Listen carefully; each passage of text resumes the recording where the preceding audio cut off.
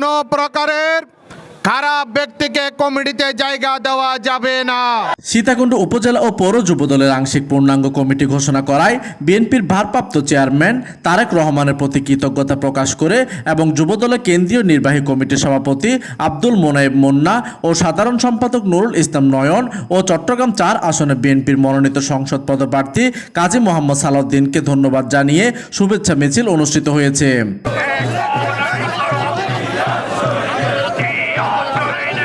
এইদিকে মিছিলের শুরুতে সংক্ষিপ্ত এক সমাবেশে চট্টগ্রাম ৪ আসনের বিএনপির মনোনীত সদস্য পদপ্রার্থী কাজী মোহাম্মদ সালাউদ্দিন গণমাধ্যমকে বলেন, সুন্দর সুশৃঙ্খলভাবে প্রত্যেকটা ইউনিয়নের যুবদলকে সংগঠিত করতে হবে। কোনো প্রকারের খারাপ ব্যক্তিকে কমিটিতে জায়গা দেওয়া যাবে না।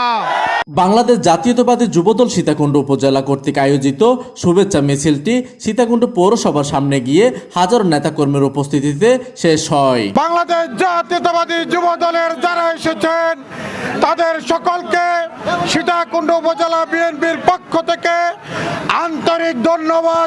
এদিকে অদ্য 18 ডিসেম্বর মেয়াদ উত্তীর্ণ হওয়ায় এবং সংগঠনের কার্যক্রমকে গতিশীল করার লক্ষ্যে বাংলাদেশ জাতীয়তাবাদী যুবদলে সীতাকুণ্ড উপজেলা শাখার আওতাধীন সকল ওয়ার্ড ও ইউনিয়ন কমিটি বিলুপ্ত ঘোষণা করা হয়েছে।